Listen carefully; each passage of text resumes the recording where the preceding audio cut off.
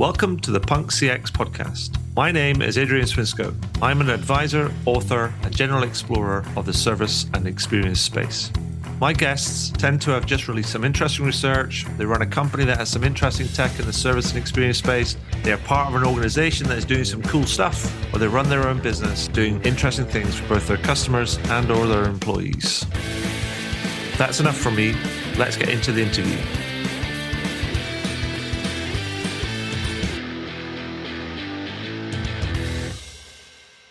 Hi, and welcome to the Punk CX podcast. This episode is a little bit different. It's different because it's a twofer, or in plain speak, it's a 2-for-1, and features two short chats that I had with a couple of Pega folks while attending Pega World in June. The first interview features Karim Akgonul, who is the Chief Product Officer at Pega. Following swiftly on the heels of that chat is one with Peter van der Putten, who is the Director of AI Labs at Pega and also an Assistant Professor of AI at Leiden University.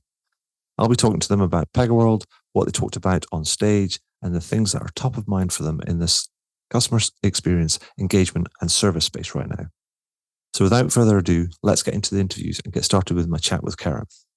Welcome to the next edition of the Punk CX podcast. Again, another one from Pega World, live from Las Vegas, from 2023. It's been 4 years since we've been here, but with me today is an old friend of the podcast. Actually, I can't remember the last time we spoke. It was Karim Akgonul, who's Chief Product Officer from Pega. The last time we spoke was probably 2-3 years ago. Who knows? I lost all track of time. Karim, brilliant to see you. Brilliant presentation earlier on today. I want to talk about that in a minute, but talk to you about that in a minute. But introduce yourself, please, for our listeners, if you don't mind. Absolutely. My name is Karim Akgonul. I am the Chief Product Officer at Pega Systems. I am thrilled to be at Pega World live in Vegas to showcase our latest capabilities with lots of exciting things around generative AI.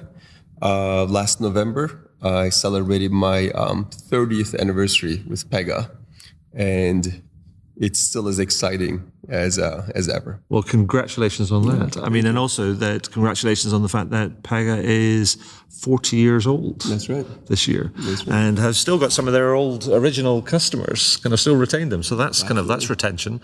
It's great, great impact on the metrics. But so you had a presentation that was, first of all, the title was "The Times They Are AI Changing." See what they did there. Anyway, so I had to ask Karim, is he a Bob Dylan fan, given the title? So Karim. I am not necessarily a big Bob Dylan fan. I'm not a not Bob Dylan fan. But the title was just, maybe it was too easy, but I just had to go for it. I loved it. Well, it will stick in the memory anyway. But I thought it was a great presentation, and I loved also the demo as well, because it's like you see demos. And it's like, oh, here's the thing, we'll do this, and it's all fancy, and it's all great. But then this was a bit of a cook-off, cooking up a new thing, but also against kind of Don actually cooking an omelette.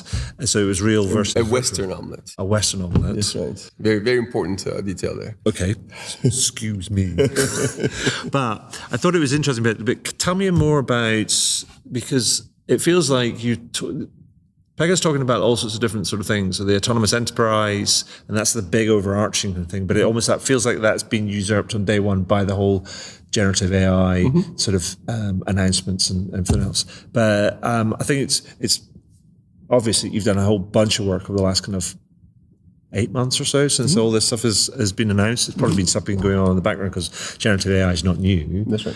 But tell me about some of the stuff that you've been doing and that sort of whole process and how it kind of changes and what's kind of coming with the whole Pega Infinity. So like you said, we've been basically in the business of building software around AI for several years, and these large language models and whatnot are not necessarily new, but obviously the volcano erupted last November, and we've seen a significant shift. I call it tectonic shifts in the industry, and I think the impact of this will be significant over the years. One of the first things we did actually when the volcano erupted is we gave essentially our entire engineering team, which is across I think 5 countries and 9 geographies and 600, 700 people that participated in a couple of days off, and we told them that we're going to do we called it a GPT-a-thon.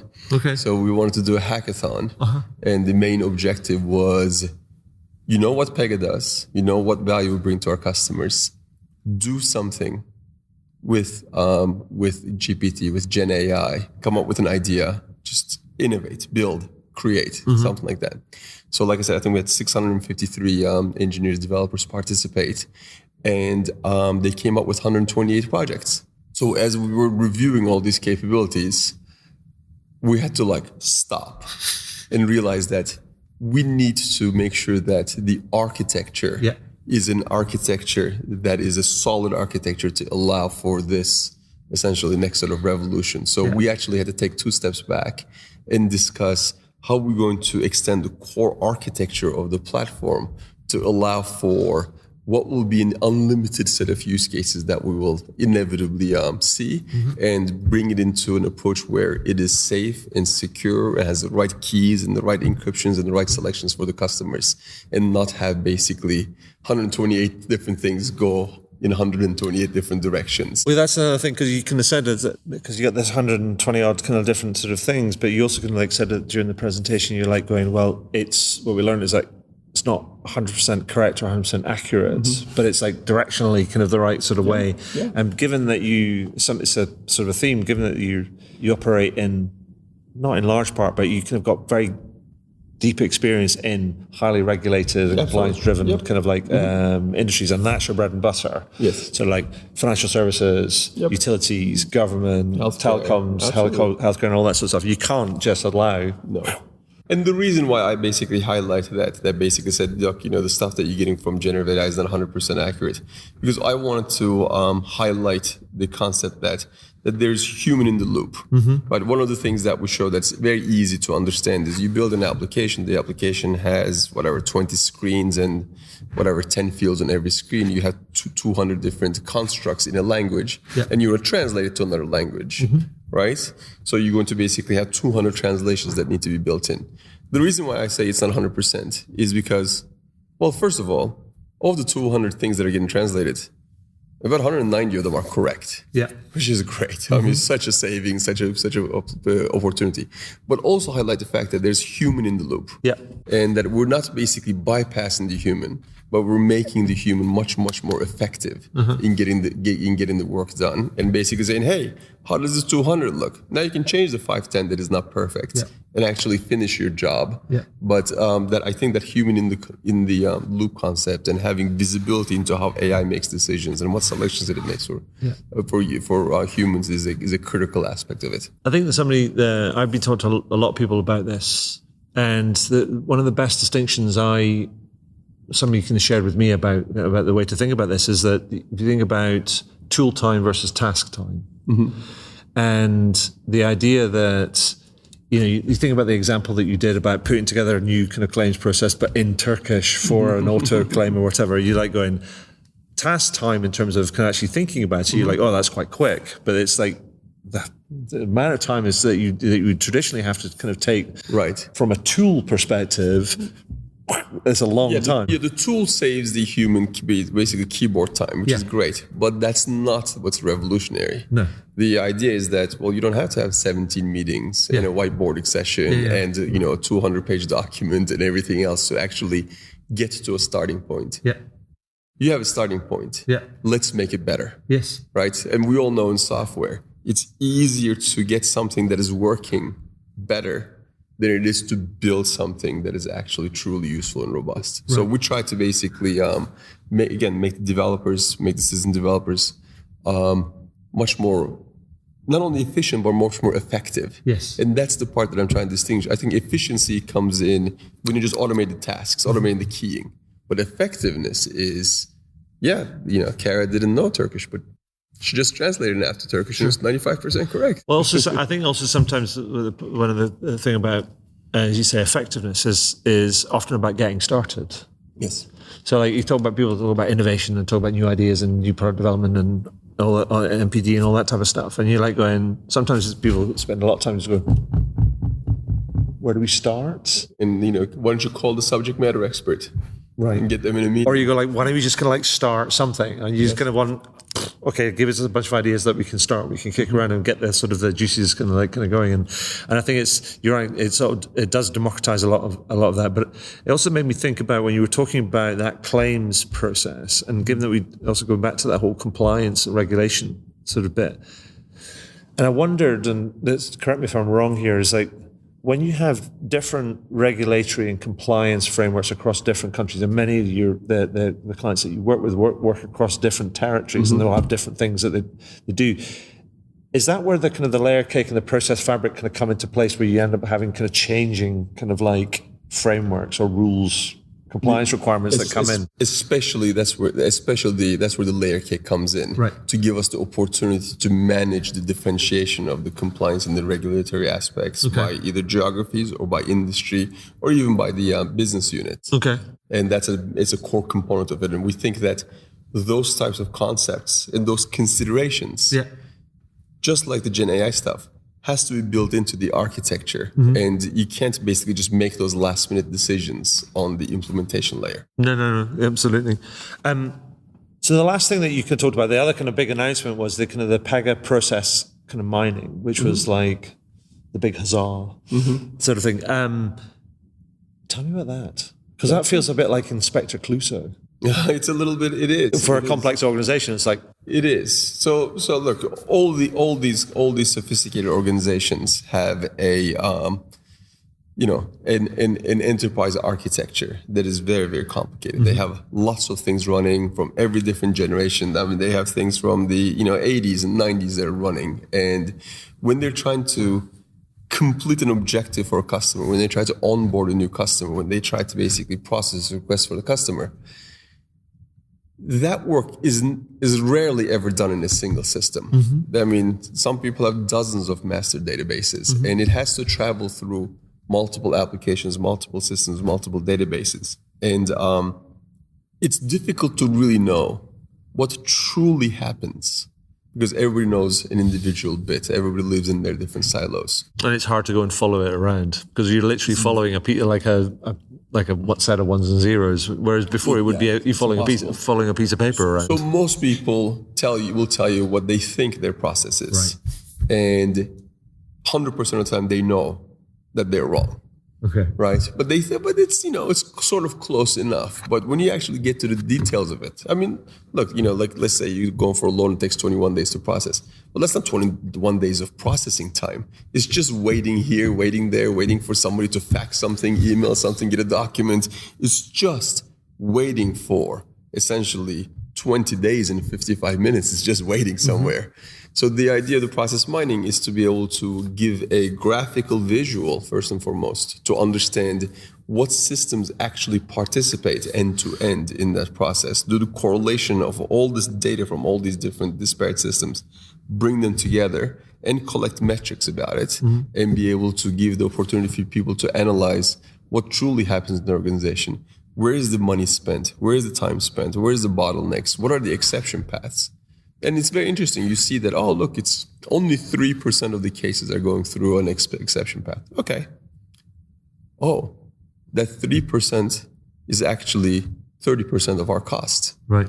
Well, that's all of a sudden, that's a real deal. Yeah. Right. So it's worthwhile to understand now, why is he going down that exception path?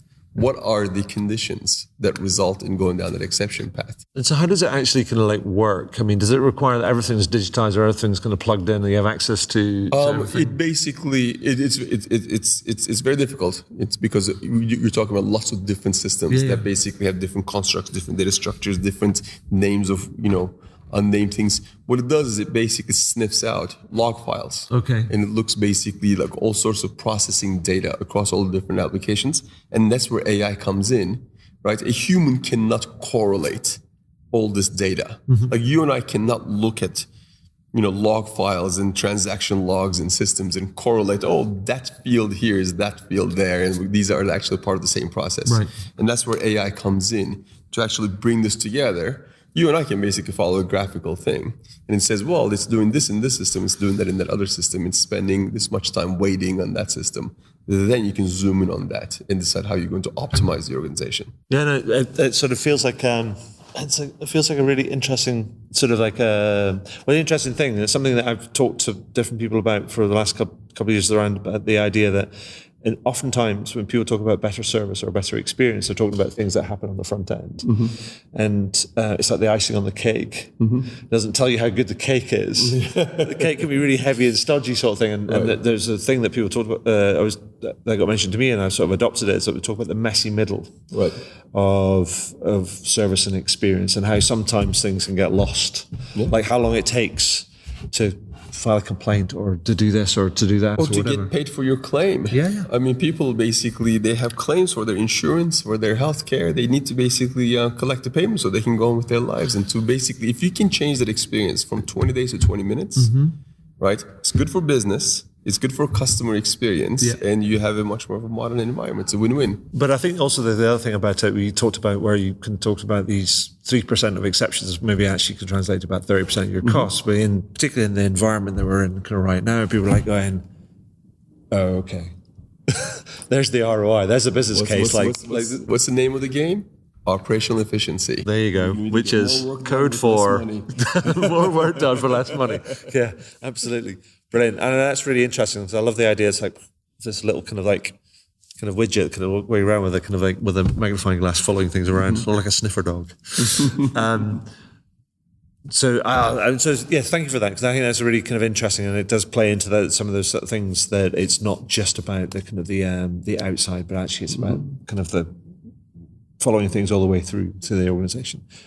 But Karim, I know we're short on time, but what I wanted to say was that to ask you, there's a couple of things before we kind of wrap up. Is I've always asked people to kind of cut things down to a very kind of like short, actionable piece of advice, because I tend to talk about lots of different people about lots of different things, and so the way I've been characterizing this kind of recently is complete this sentence. So in order to improve the customer and employee experience outcomes, Karim says, do this, ... Complete that sentence. What would it be? What would you complete it with? Capture your vision of what you want the experience to be. And then everybody can work towards that. Love it. Love it. And then the last thing is, just because I think it's needed, we're finishing on a good news story. Because too often I find myself doom scrolling in the morning on my first cup of coffee, and it's just like, I'd like to kind of add a bit of, because there's plenty of good around, we just need to kind of shine a spotlight on it. So, Karim, what's the most positive and most interesting or thing that's made you smile the most in the last kind of week? So it's been a very busy couple of weeks, especially working towards this conference, and I'm flying back on Wednesday. My flight arrives back in Boston at Logan at 6:50 p.m. And at 7 p.m., my dad's flight from Istanbul arrives, and he's coming for Father's Day. So that'll be good. Nice. What a great story. And by the time this kind of goes out, that'll probably have happened. Yeah. So that's brilliant. So he's 86 years old. It's a big deal for him to just hop on a plane. Wow. Yeah. That's cool. That's cool. So, anything else you want to add before we wrap up? Thanks for having me. Well, thank you so much. Thank you for sharing it's great to see you again. Great to see you again in person. Thank you for having me along to Pega World, and thank you for sharing your time and your expertise and your insight with us. My pleasure. Now, that was a great chat, and I hope you enjoyed it. But let's not kind of dilly-dally. Let's pass the baton quickly on to my chat with Peter van der Putten.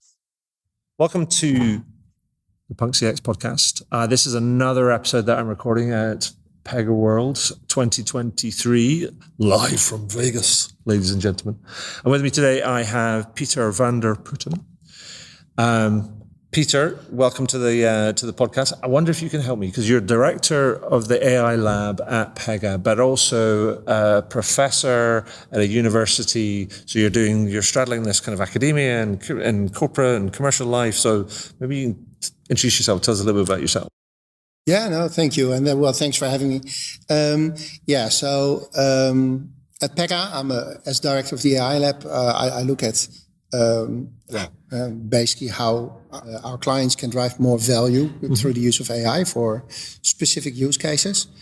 But this idea of business transformation through AI, I also apply to ourselves in a way, because I help launch new offerings that are AI powered. So, for example, we launched something called Process AI 2 years ago, which was all about how do you put more intelligence into processes and workflows to optimize efficiency, effectiveness. The other thing that I do there is, of course, also, you're already alluding to, I'm also an assistant professor at university, so I'm really into the latest and greatest in AI.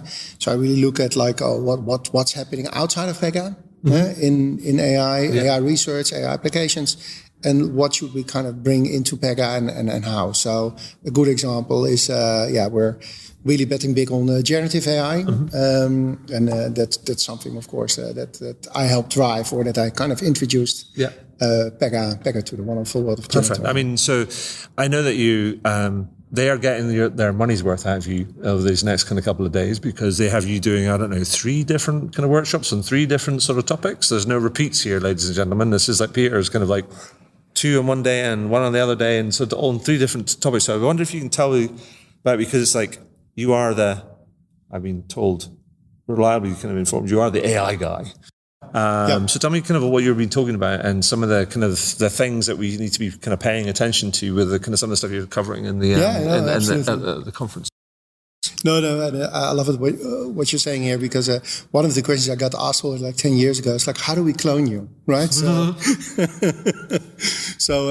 we've been working hard on the Peter cloning program. Yeah. So that's part of my remit, is the Peter cloning program. To bring more AI into Pega, but also in how our customers use Pega.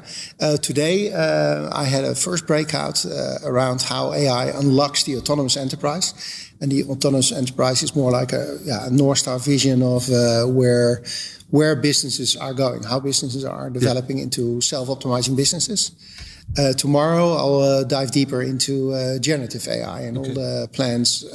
Not just plans, but we actually built a lot of product capability around generative AI in the next version that's going to come out in Q3. Yeah. So that will be the session tomorrow, and then loads of meetings in between, as you can imagine. I think it was because one of the things I was thinking about is that I got told also that you bring a particularly unique perspective, because you straddle that sort of more academic work, but also the commercial kind of world. And thinking about, tell me about your perspective on AI, because sometimes I kind of think there's a massive upsurge in awareness around AI right now, particularly on the back of kind of the generative AI wave that's been pioneered, or who OpenAI is at the vanguard of.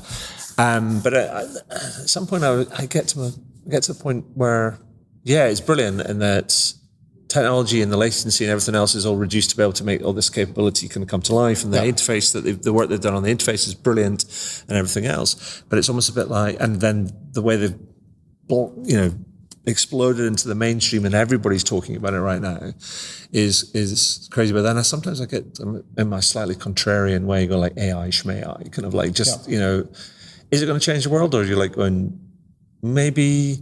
But it all depends on what we use it for.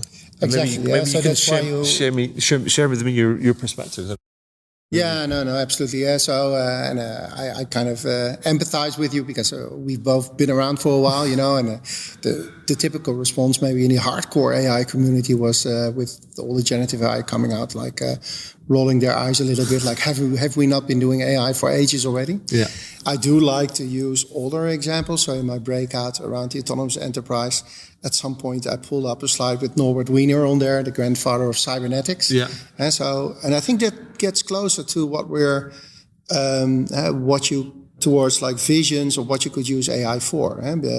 This field of cybernetics was all about sense, decide, act, and closing the feedback loops. Yeah. So that you can have fairly simple rules, fairly simple systems that are self-optimizing. Now, if we can have autonomous cars, why can't we have autonomous enterprises that also self-optimize towards goals? Yes. And so the difference here, then, you really start with a bit of a North Star vision of where do you want to go? What would you want to use the AI for? Mm-hmm. Yeah, and then it, of course, becomes more interesting. And it's not longer just about sexy new technology, but it's really about what outcomes can we improve here, and how can we even transform business to become more autonomous. And is that the key, do you think, that there's too many folks that potentially get caught away?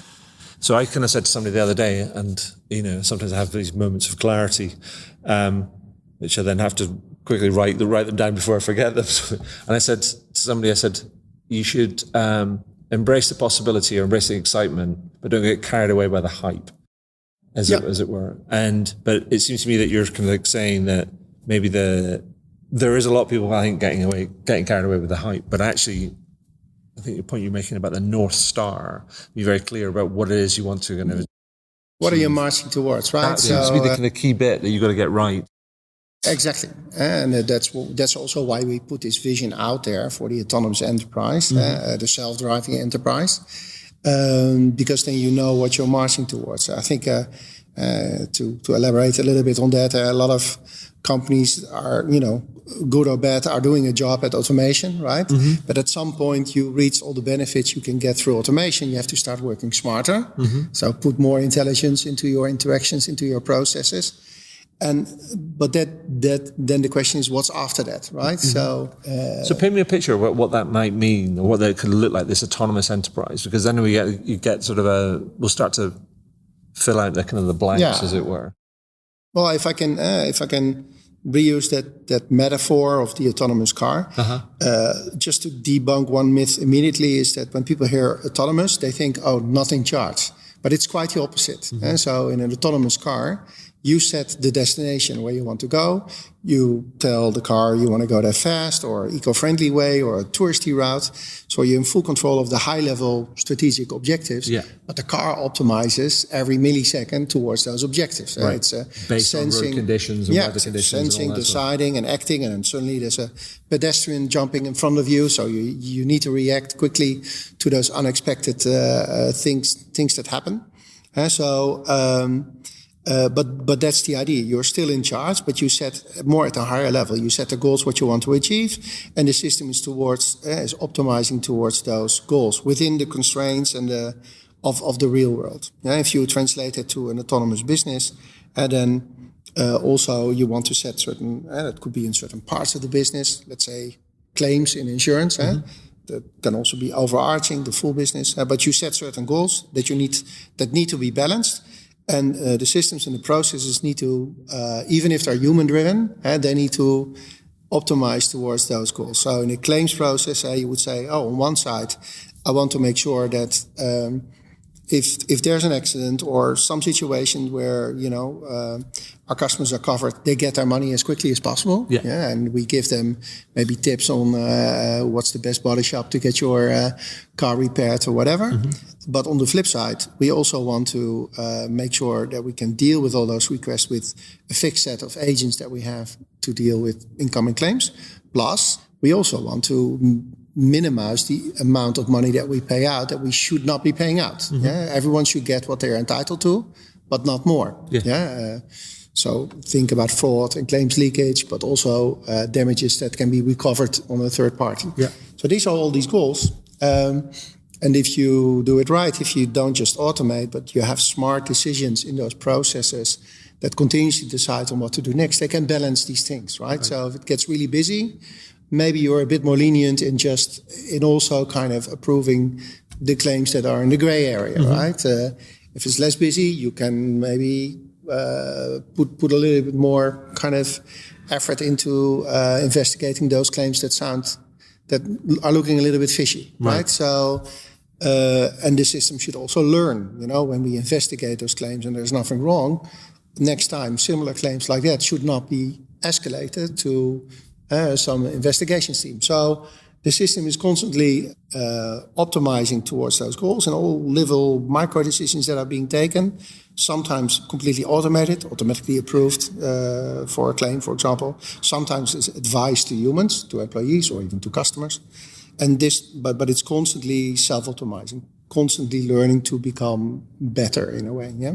And then you can look at specific areas pockets in the enterprise where that could be most impactful. One-to-one marketing, personalization, making customer service more proactive, not just providing intelligent support to agents, but if you have that intelligence, why not use that earlier in the process for self-service or even detecting customer service issues before customers even reached out to you? Sure. Or maybe in operations to make processes more effective, efficient, more effective, etc. So you can apply those principles of our Norbert Wiener cybernetic feedback loop, which is 70 years old or something like that, to different parts of the business. How does that all work when, particularly when you're working in a heavily regulated and compliance sort of heavy kind of industry, which I know Pega's got a lot of history kind of in, whether it's government or telecoms or financial services and stuff. And, you don't want to set this up so it's just like going, set the sliders and then you press go. Go haywire. It's going to go. And you're like, so you've got to be able to kind of know that you're doing the right thing for the right reasons. But you've also got to be able to account for what you've done as well. Absolutely. And so that's a kind of key thing around this, because a lot of the time with the generative AI, it's sometimes hard to get it to explain kind of itself. And so how are you kind of countering kind of that sort of the regulatory kind of compliance side of kind of things? No, great question. And by the way, we're not even that much into generative, like with this use case. We can combine the rational decision-making, left-brain AI, with creative, right-brain generative. Yeah, because I know there's something I've talked to Rob about before years ago, which is talking about the whole kind of like transparent or opaque kind of models and the level of audit, the T-switch level of auditability, the thing that... Like if we go back to your root question, I think there's different elements to that. One is that, and in my... I was talking in my breakout also about redefining AI. And I said it's not just artificial intelligence, it's also actionable intelligence. So how do you make sure it actually gets used? It's also augmented intelligence. So it's not replacing a human, but also working shoulder to shoulder. But ultimately, it's also accepted intelligence. And with that, I'm kind of alluding more towards responsible AI, trustworthy AI, those type of things. And there's a couple of aspects there. So one, indeed, the type of AI that you need for this is not just the super duper machine learning that you read about online. You need to be able to put constraints on top of it, just like you have traffic rules of the road in an autonomous car. Here you need to combine maybe predictions of what certain outcomes are going to be of taking certain actions, or what customer behavior will be, or fraud, or whatever it is. You need to combine it with business policies, strategies, rules. So the good old-fashioned AI, rule-based AI. Yeah. And so you need to combine the two to get to automated decisions. Yeah. And this way you have control over what it is that you're going to decide. So not just the machine learning, but also the machine reasoning. And then next to that, you also need to think about things like transparency. So do I understand what the decision was? Do I indeed record all the decisions that are being made? Can I measure the bias in a particular decision before I change my logical models or rules? Sure. Those type of things. And I think that stuff is going to become increasingly important, particularly when you take into account, say, the UK's Financial Conduct Authority. They're bringing in the Consumer Duty on the 31st of July, which is requiring a different level of care and accountability for things. So all of that sort of stuff is going to become increasingly important. For and I think it's also important to have from a UK perspective, even from a pure UK perspective. I know that obviously UK has left the EU, but all the UK companies who are also operating in Europe, they will have to comply with the EU AI Act, which is about to be put forward for a vote, right? So, the move is more towards responsible use and kind of positive outcomes and all these different sort of things. So it's not magic. You have to kind of make sure that you kind of you understand what you want to do and why you want to do it. Yeah, that's why that unpacking of AI is incredibly important. So, Peter, thank you for that. I know you've kind of got to go. I mean, you're a busy guy and kind of speaking to lots of different sort of people. But a couple of quick questions before we kind of finish so first of all, I've been asking these complete the sentence questions because It amuses me. Kind of, it's the sort of things we used to kind of get when we were kids. Yep. Like complete the sentence, like a grammar test. Yep. So I'm looking for advice around what people should be doing if they want to improve their, let's say, get the most out of the use of AI in their business to improve customer employee experience. So complete the sentence. So Peter, find a person says, do this, blah, blah, blah. What would you complete the sentence with? A nice question. Focus on the outcomes. So don't focus on the technology first, but what are the outcomes that you want to improve? And is it something that truly matters, right? Is it also something that doesn't, which truly matters? I mean, not just to the company, but also to the customer, right? Yeah. So there's many things you can do, and of course we want to be a profitable business, but ultimately a long-term sustainable thing is to do what's right for the customer as well. Mm-hmm. I appreciate that's 5 sentences. I'm sure that's kind of fun. People can we'll get the sense of it. Yeah. And then the very, very final one is because I feel that it's been 4 years since we've been face to face in Las Vegas for Pega World, and we've gone through a whole bunch of different things over the last kind of 4 years. The world's gone from weird to weirder, I think, and I find myself doom scrolling sometimes when we wake up in the morning and go, oh my God, another thing. So at the end of all of these podcasts, I've been asking people to share with me a good news story or something that's made them smile within the last week. So Peter, what would be your good news story so we can finish on a high? Good news story.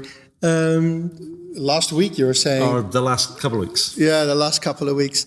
I must say, we haven't spoken much about this whole generative AI field, so I don't want to make it too serious, but I do like the fact that apart from the left brain rational decision making AI, we're getting into the more creative aspects of AI.